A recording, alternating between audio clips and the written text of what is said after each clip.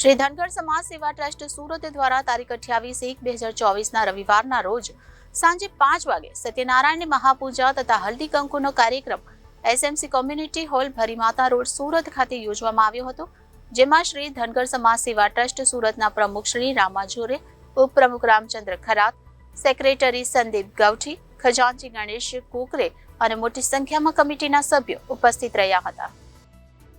શ્રી ધનગર સમાજ સેવા ટ્રસ્ટ સુરત દ્વારા SMC community hall Bharimata Surat ખાતે હલ્દી કંકુનો કાર્યક્રમ તથા સત્યનારાયણની મહાપૂજા કાર્યક્રમ યોજવામાં આવ્યો હતો।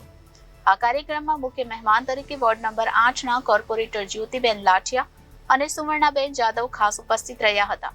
શ્રી ધનગર સમાજ સેવા ટ્રસ્ટ સુરત સન 2003 થી કાર્યરત છે અને સમાજની સ્થાપના સન 2012માં કાયદેસર કરવામાં આવી હતી। સમાજનો મુખ્ય હેતુ સમાજના લોકોને શિક્ષા બદલ જાગૃત કરવાનું તેમજ પછાત રહેલા લોકો માટે બંધારણના કાયદા અને નવા સુધારેલા કાયદા વિશે માહિતી પહોંચાડવાનું કાર્ય કરે છે। શ્રી ધનગર સમાજ સેવા ટ્રસ્ટ સુરત ઘણા સામાજિક કાર્ય કરે છે, જેમ કે સમાજની આવનારી પેઢીને શિક્ષણ પ્રત્યે પ્રોત્સાહન આપવું તેમજ સાંસ્કૃતિક કાર્યક્રમમાં પણ કાર્યરત છે અને મહિલા સશક્તિકરણ કાર્યમાં પણ જાગૃત કરે છે। સમાજ દ્વારા કુદરતી આફતમાં પણ કાર્ય કરવા માટે સમાજ સક્ષમ છે અને કાર્ય કરે છે। તમારું નામ શું છે અને આજે અહીંયા શું પ્રોગ્રામ છે? મારું નામ રામાભાઈ બાબુભાઈ ગોરે છે। આજે શ્રી ધનગર સમાજ સેવા ટ્રસ્ટ આયોજિત સમાજ સંમેલન એવું કાર્યક્રમ આયોજિત કરેલું છે। તમારો સમાજ આ સિવાય બીજા કયા કયા પ્રોગ્રામો કરે છે? સાંસ્કૃતિક કાર્યક્રમ કરે છે, બધું આ એક જ વર્ષમાં એક જ કાર્યક્રમ કરે છે। તે સમાજ ઉપયોગી સમાજ સેવાના કાર્યો વિદ્યાર્થી એમાં બધું જે શાળાએ ઉપયોગી વસ્તુ હોય એ અમે આપીએ છીએ અમારા સમાજની યથાશક્તિ પ્રમાણે। ઓકે, સમાજને શું સંદેશ આપવા માંગશો?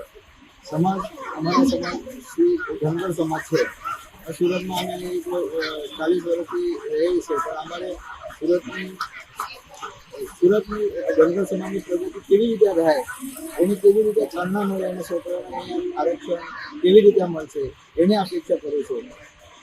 ઓકે, ધનગર સમાજ અમે લોકો ઘણા વર્ષોથી છે, પણ 2003થી અમે તેની સ્થાપના ચાલુ કરી પ્રોપર્ટી છે, બધું તેને કાયદેસર અમારો ઉલ્લેખ અમારો સંબંધ એવો છે ફક્ત કે સમાજને આગળ વધારવા, સમાજ જોડે રહીને સમાજના જે છોકરાઓ છે કાર્યકર્તાઓ જે આર્થિક રીતે નબળા લોકો છે તેમને મદદ કરવાની અને વર્ષે એક કાર્યક્રમ કરીને હલ્દી કંકુનો ઇવન એની જોડે અમે લોકો પછાત જે છોકરાઓ ભણવામાં એક્ટિવ છે, એગ્રેસિવ છે, જે લોકોને આગળ મોટિવેટ કરવા માટે બી અમે હવે એક્ટિવિટી કરી છે।